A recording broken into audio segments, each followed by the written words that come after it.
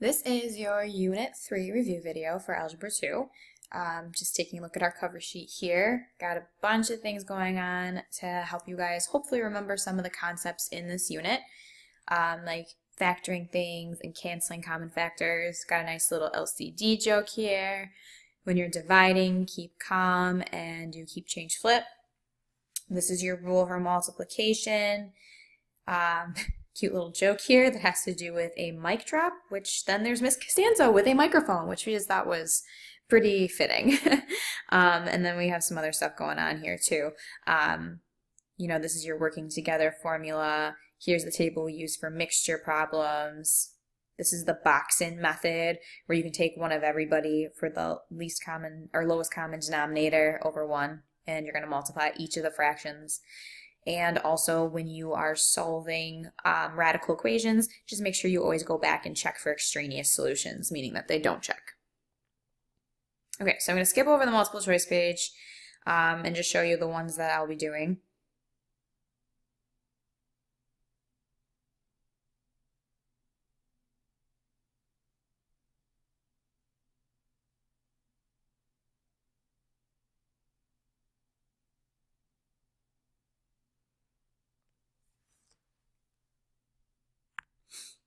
Okay, so starting at the top here.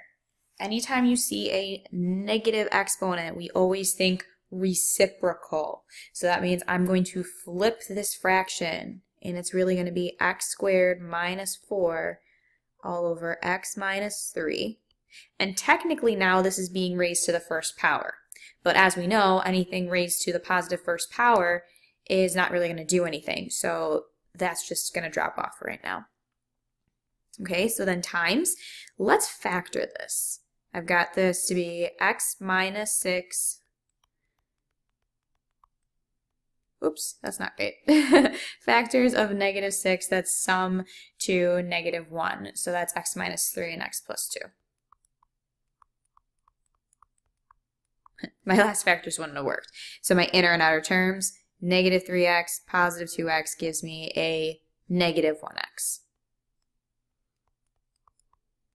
Okay, I'm actually going to now factor the x squared minus 4. That's just x plus 2, x minus 2. And now we're at the fun part where now we're multiplying, so now we can cancel. Remember that when you are canceling, it means it's reducing to 1, not 0. And you are always doing a numerator with a denominator. Never numerators with numerators and denominators with denominators. Okay, so like I see x minus 3s that I can cancel, x minus 2s that I can cancel. Now my entire denominator cancels out, but really it's just 1. So you got to think about this denominator kind of as like 1 times 1. In the numerator, I have x plus 2 times x plus 2, or x plus 2 squared. Either way is fine. So that's completely simplified. Now in 9, we are adding fractions, which anytime you add or subtract fractions, you need a common denominator. Now, this is already completely factored. It's not going to get any simpler. So we're just going to take one of each of these to create a common denominator. So like I'm going to multiply the first, or this fraction right here by x plus, or a plus 2. Whatever I do to the bottom, I have to do the top. And then over here, I'll multiply it by a minus 5. So I'll rewrite this as one denominator now. I have 3 times a minus 5 plus 4 times a plus 2 all over our common denominator of a plus 2, a minus 5. Now at this point, students will get tempted and see the a minus 5s and be like, oh, those cancel. But that isn't true. That would be going across addition, and you can't cancel across addition. You can only cancel across multiplication. So at this point, you're distributing and then just combining like terms and simplifying. Then we'll get to the canceling part, possibly, if anything does cancel. Okay, so I get 3a minus 15 plus 4a plus 8 all over again our common denominator. Okay, so now this goes to 7a minus 7 all over a plus 2, a plus 2a minus 5. Okay, and I could pull out a 7 here and get a minus 1, but it wouldn't do me any good. The a minus 1 doesn't cancel with a plus 2 or a minus 5 because it's not the same thing. So you can actually stop right there. So nothing canceled, but that's how we would add those fractions. Okay, word problems. A 30-pound bag of dog food contains 40% rice. How many pounds of rice should be added to bring the mixture up to 55% rice? So the first thing you should ask yourself is if you have a 30-pound bag that's 40% rice, well, how many pounds of that then is rice? So 30 pounds times 0.4, because I'm looking for 40% of the 30, is going to give us 12 pounds. So that means there's 12 pounds of rice out of that total. So rice in comparison to the total, I have 12 pounds out of the total of 30. Now I'm going to add more rice to the rice, which means in turn I'm also adding it to the entire dog food mixture. So I'm going to add X pounds of rice, which will also then be added to the denominator. It's kind of like if I were adding 2 more pounds of rice, then I'd have 14 total pounds of rice out of a total mixture of 32. But I don't know what X is, that's what I'm trying to find. I want this ratio to be 55% rice. So I'll just set this equal to 0.55. Or 55 over 100, either one works. Now I'm going to put this over 1, and now I'm going to cross multiply. And I can only cross multiply with a proportion, which is 2 fractions set equal, or 2 ratios set equal. So if I come up here, I have 12 plus X is equal to 55 hundredths times 30 plus X. Distribute.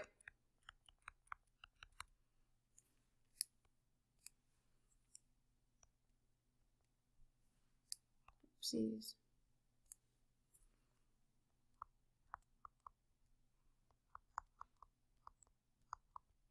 Okay, and then I'm just solving for X. So I'll end up getting 0.45X is equal to 4.5, so X must equal 10. So that means we're adding 10 pounds of rice to this dog food mixture in order to create a percentage of 55% rice. Okay, second type of word problem we have here are working together problems, where it's always considered as like one job over the individual. So right now we have Emily and Courtney.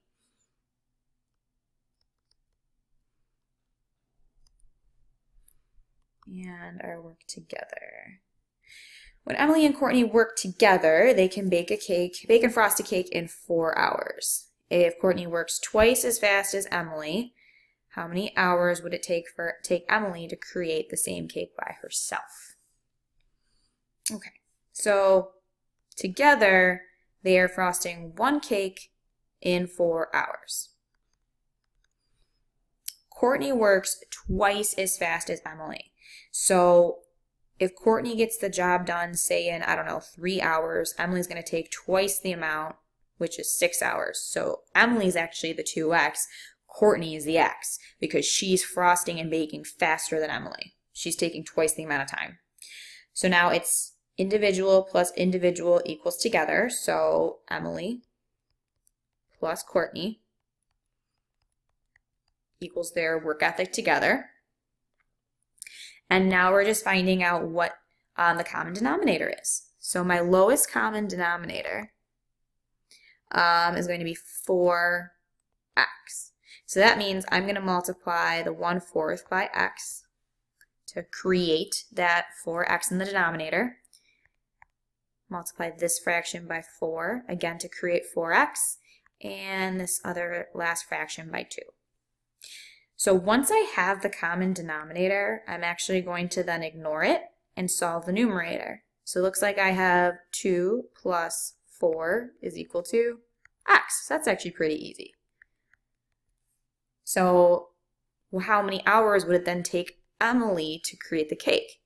X represented Courtney. Courtney's taking 6 hours, which means twice the amount of time. Emily is taking 12 hours, which is a pretty long time to be baking and frosting a cake. I don't know, maybe just trying to get it perfect. Okay, don't forget about domain restrictions. A function is going to be, or a fraction here is going to be undefined when the denominator is equal to 0. Actually, it doesn't even have to be 1. It could just be like x. Like anything over 0 is going to be undefined. So I do not care about the numerator. That can be whatever. All I care about is the denominator. Now, if we're going to set this equal to 0 and solve, I'm going to factor this. So only one way to factor it. Y plus 2, y plus 1.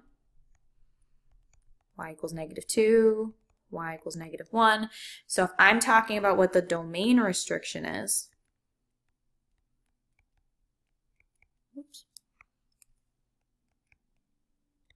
I'm going to say that y cannot equal -2 or -1 because that's going to cause the denominator in the original expression to go undefined.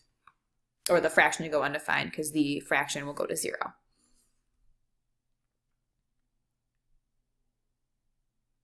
Okay, complex fractions. These are fractions within fractions. So I'll actually zoom in here so I have a bit more room. Okay, I taught you guys the Boxin method, which means we're going to multiply each of these fractions, which I'll make into a fraction, by the lowest common denominator over 1. So first decide on a lowest common denominator. If I'm looking at the x squared minus 3x, the first thing coming to mind is I can pull an x out of that. I'm going to want to factor that just to see what it's made up of. So I see it's x and x minus 3. Okay, this has an x minus 3, this has an x, and this has nothing. So if I just take one of each of the factors, that'll be my lowest common denominator. So x times x minus 3. So I'm going to multiply each by the LCD over 1.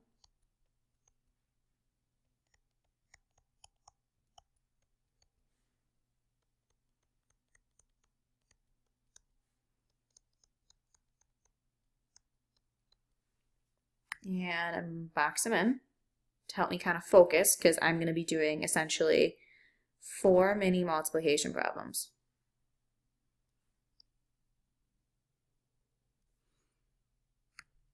Alrighty, so let's start up here in the upper left.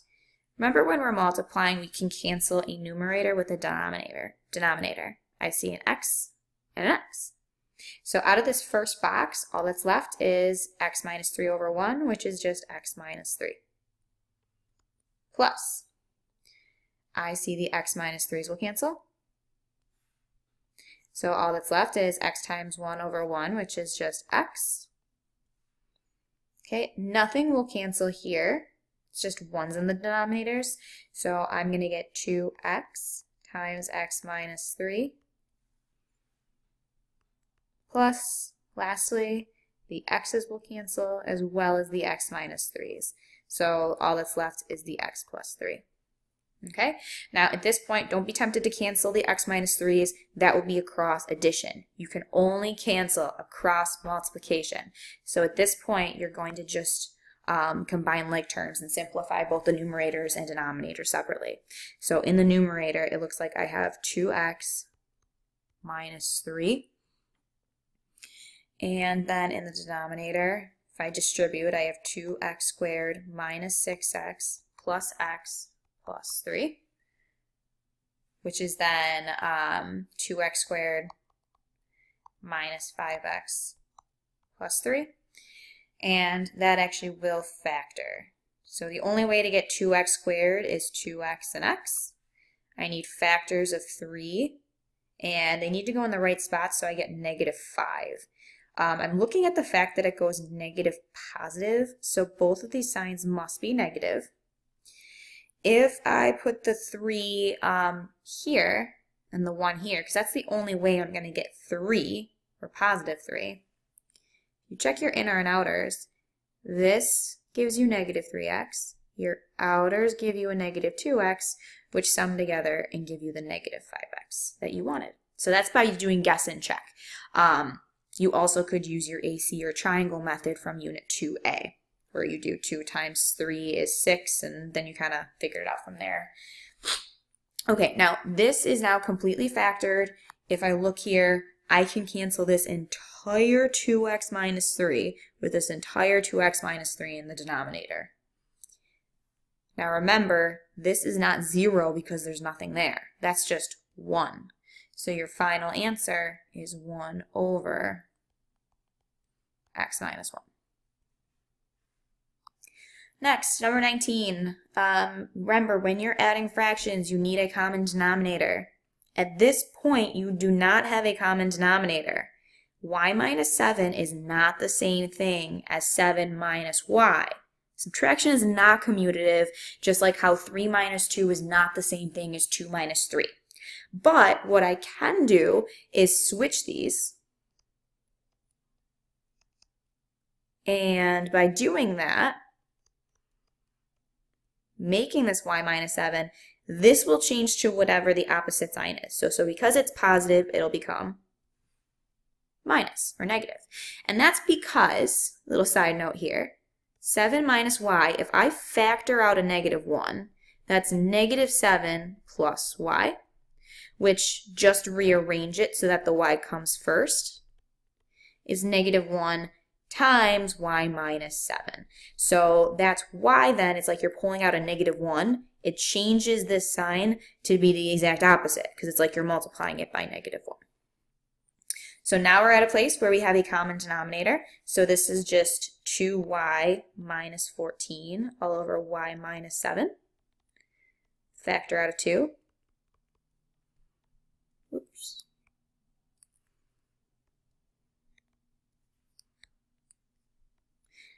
Okay, your y minus 7s cancel, and you're left with just 2 as the answer. 20, a radical equation. First thing, you need to isolate the radical. So I'll subtract 6 from both sides first. Now, in order to undo the cube root, I have to cube both sides. So I have x minus 2 is equal to 4 cubed, which is 64. Add over the 2, and x equals 66.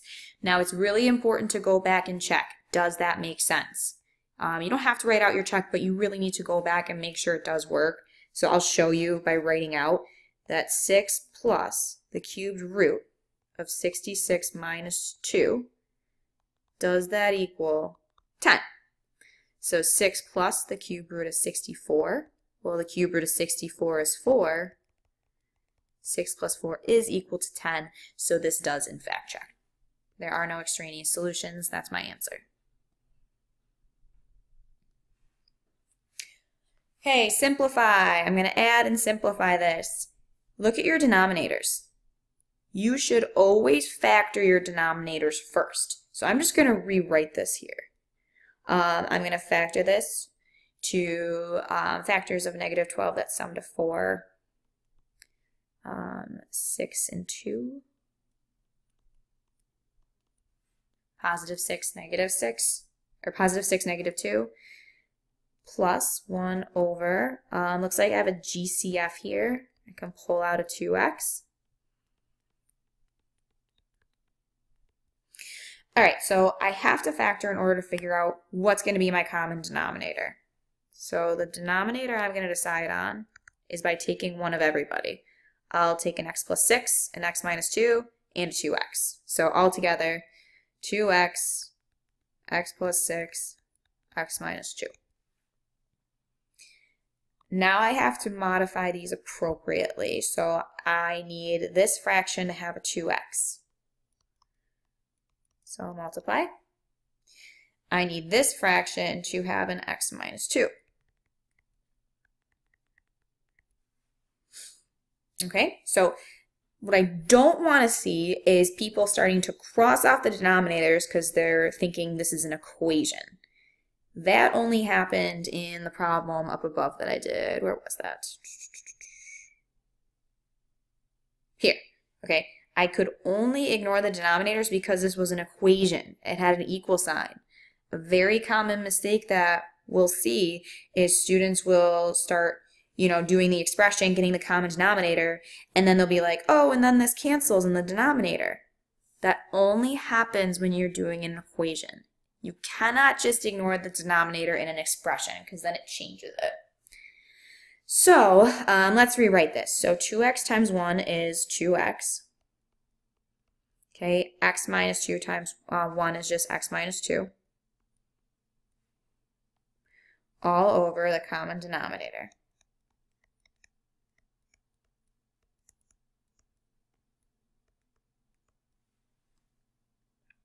Okay, combine your like terms. Do not cancel the x minus 2's. So I have 3x minus 2 all over 2x, x plus 6, x minus 2, and that looks to be as simplified as it's going to get. With division, just like we said on the cover sheet, just remember to keep the first fraction, change the sign to multiplication, and then flip the second fraction. And then it's the same thing as a multiplication problem. You always want to factor first. So in my numerator here, 3x squared plus 13x minus 10. You could guess and check that or do your AC method, which actually I'll do that off to the side here.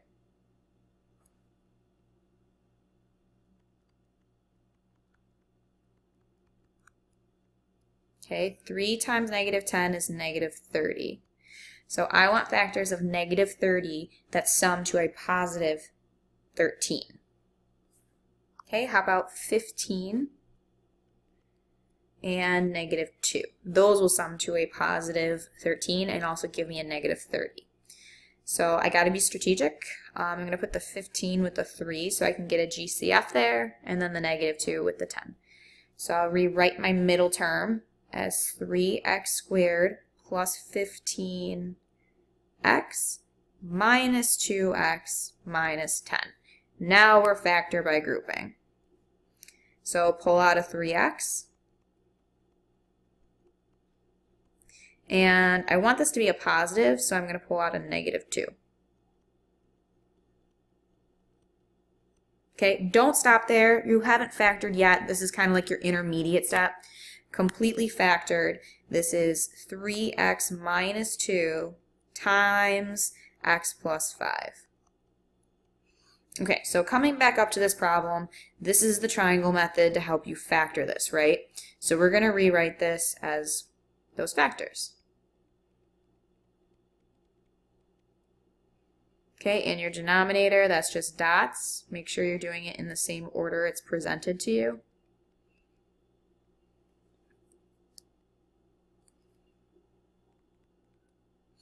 Going to change the sign to multiplication. X cubed minus 125 is the difference of two perfect cubes. So that's SOAP. So actually I'm going to move this over because that's probably going to take up some space. Okay, so this is now going to become the numerator. So that's x minus 5 times x squared plus 5x plus 25. That's just SOAP. Look back at Unit 2A notes if you still don't remember how to do SOAP. Okay, this numerator looks like all I can do here. It looks like dots at first, but this is not a perfect square. All I can do is pull out a GCF of 3x.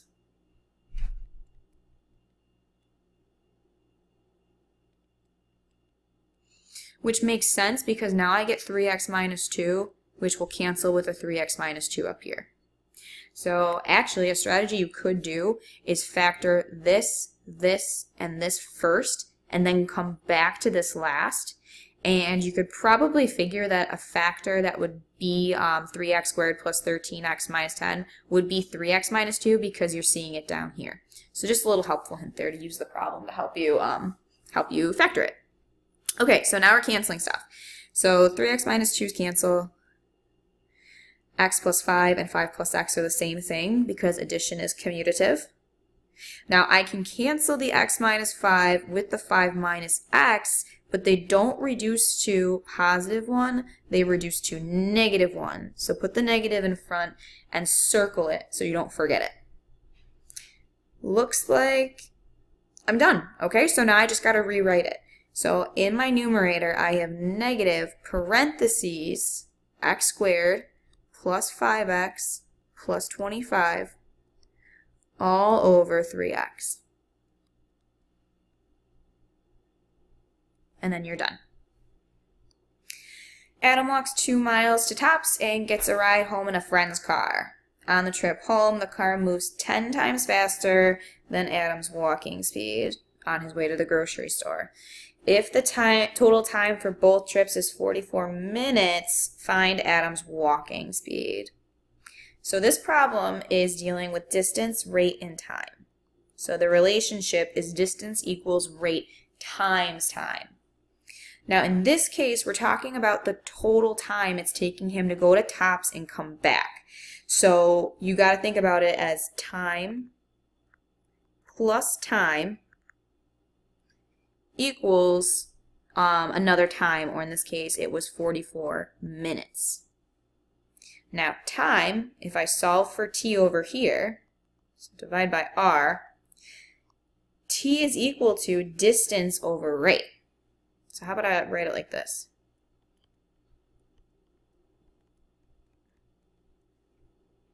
Now, distance over rate, that's like miles per hour. Because we're given the time in minutes, we're going to put this over 60, because it's 44 minutes out of an hour, or 60 minutes, just so that we're all on the same page with units here. And that's why minutes is underlined here. Okay, now his distance to Tops was 2 miles, which means then his distance back home was also 2 miles. So we're going to fill in 2 for the distance.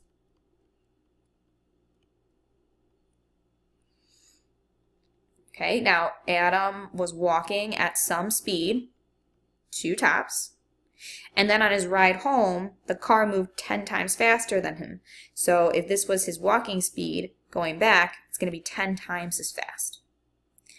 Now you have a rational equation that you're going to be solving, where the common denominator is going to be 60x. So I'll multiply this by x, this by 6, and then by 60.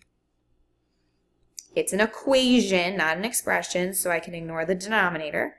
So I have 120 plus 12 is equal to 44x. So 132 is equal to 44x. So divide by 44, and x is equal to 3 miles per hour. So that's how fast he was walking the first time around. If I asked how fast the car was moving, you would say 10 times faster, or 30 miles per hour.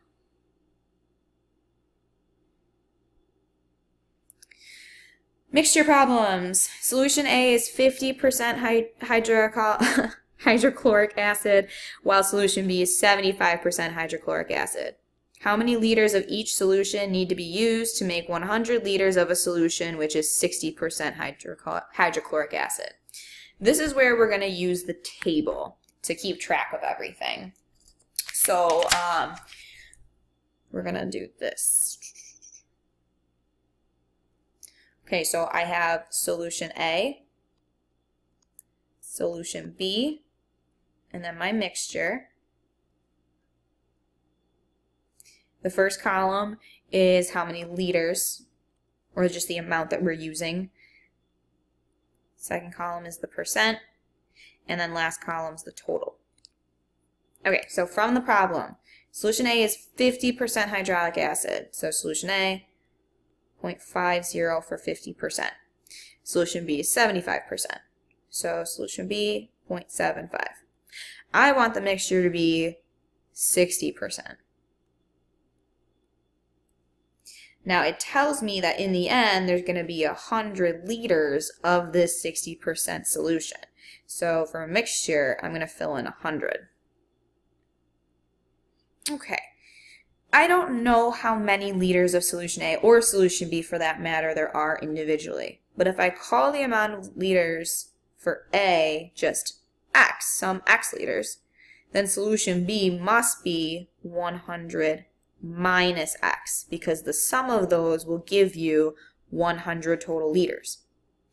Now, in order to fill out the last column here, you are multiplying across the rows. So I have 0.5x, 0.75 times 100 minus x, and then 60. Okay, so we are going to add these two and set it equal to 60.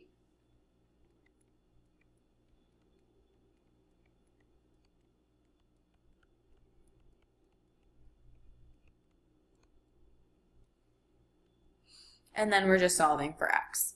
So make sure you distribute all the way through. Whoops.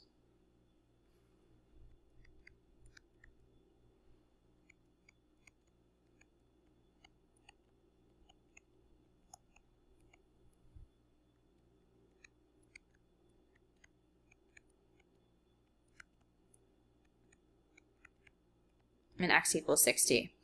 Now, it's asking you, kind of got off the screen here, how many liters of each solution, so that means you have to solve it for both. So x represented in my problem solution A, so that means I added 60 liters of solution A, and then solution B will be 100 minus that, so 40 liters of solution B.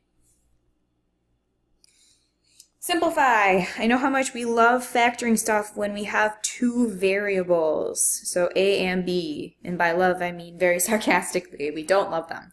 You just have to be able to think through it. In your numerator, I have 4a squared minus 12ab. There is no other way to factor this than pulling out a GCF. I can factor out a 4a. In your denominator, this is going to factor just like any other trinomial.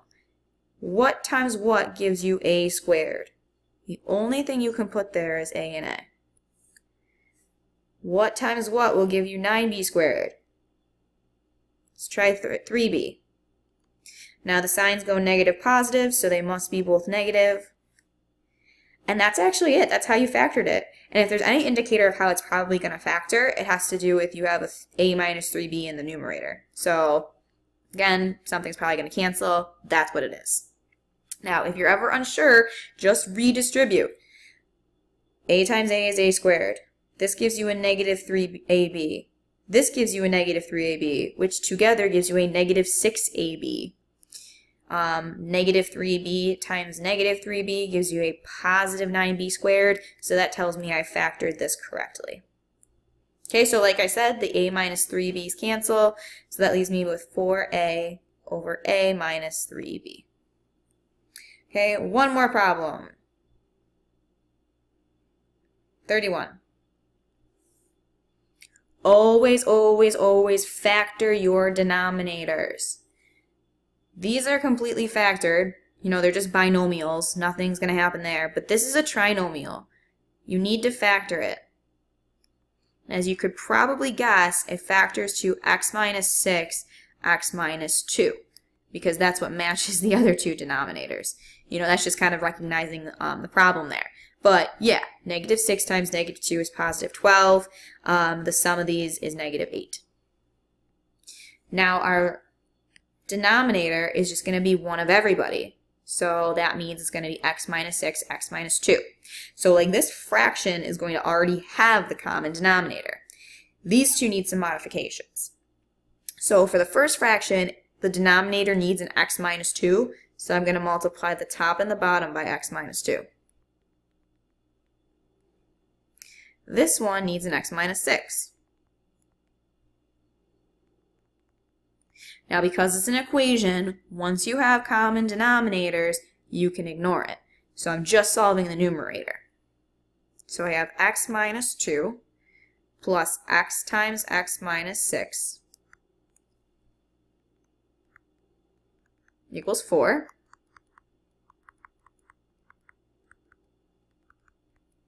Okay, it's a quadratic, so I'll set it equal to 0.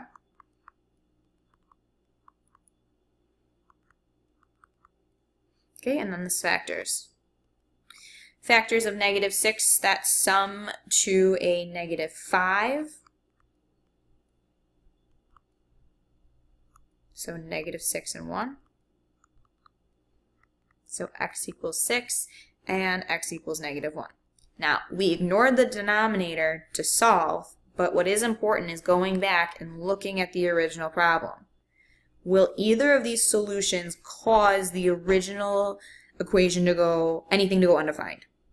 If you take a look at this denominator here, and in fact even this denominator, by having a solution of 6, that'll cause the denominator to go to 0, which is what I don't want because then this fraction's undefined. So I have to reject x equals 6, and my only solution is x is equal to negative 1, because that's not going to cause anything to go to 0 in the denominator. And then you're done.